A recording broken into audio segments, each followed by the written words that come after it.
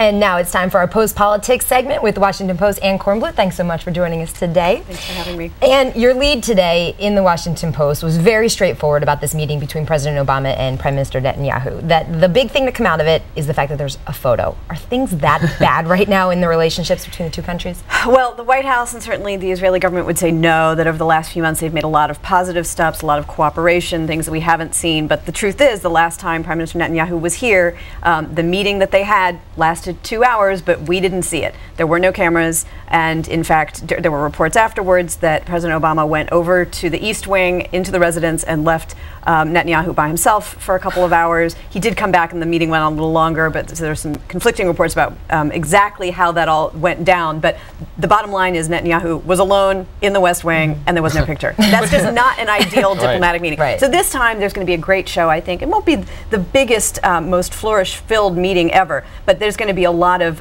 shows of unity that we didn't see the last time. Well, beyond the snapshots and I guess the shaloms that we'll see today, what can we expect substantively out of this? And it's an important political issue for the president as well. He's come under a lot of fire for some breaking publicly with Israel in the past. Well, the White House is managing expectations for this meeting. They have not said that he's going to, for example, pressure Israel to apologize to Turkey. That's something a lot of people are going to watch for. Maybe it'll happen, but they're not forecasting ahead of time that they will. They're going to talk about Iran. They're going to talk about the settlements, but it doesn't seem like there's going to be a lot of pressure. And they're going to take questions. They'll take one question, I think, each, maybe one or two total.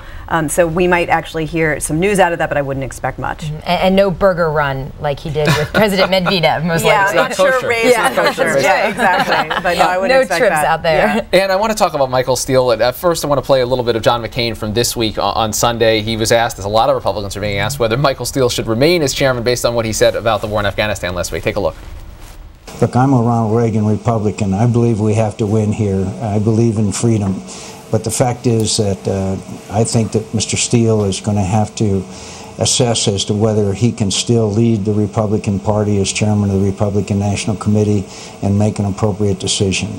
It's about as close as you can get to someone like Senator McCain calling for Michael Steele's head. But I think it's fair to say Michael Steele's nothing in his history that would suggest he's going to be reassessing anything here. No, and it doesn't look like the RNC is going to mount the campaign. It would require the 2/3 to get rid of him at this point. I think, as you all were mentioning earlier, it's just a case of Republicans essentially writing him off and saying we got to make an end run around him. We'll try and win the midterms on our own and hope that he isn't as much of a distraction as he has been. It's been pretty damaging for them. I mean, at every moment where the Democrats and the White House seem to be faltering, the Republicans give them an out by faltering even more so, and that's just been the case this past week. I think Steele being the most egregious example of that. Yeah, so for Democrats, keep him in there. This is great. I mean, he just keeps making these gaffes. And absolutely. Why would they want him to be replaced at this point? So I think Republicans, though, are resigned to the fact that they're not going to be able to get rid of him. We saw the calls for his resignation, but even a couple days later, we don't see any real agitation on their part to make it actually happen. They're going to wait it out. His term expires next year, so I think they're just going to essentially wait it out and hope to minimize the damage. And it does give the White House a bit of a pass on the issue of the war itself, because we saw this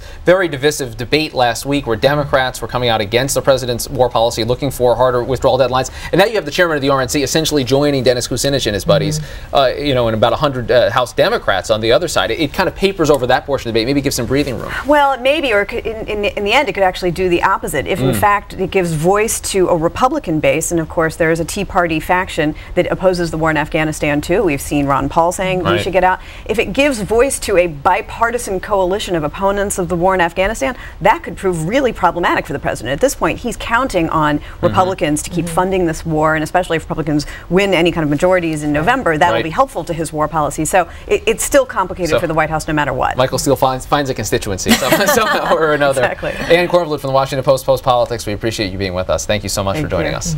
That does it for this edition of Top Line. Click on us again tomorrow. As always, we're right here at noon. a happy birthday to Nancy Reagan today. Nancy Reagan's 89 years young. Wow.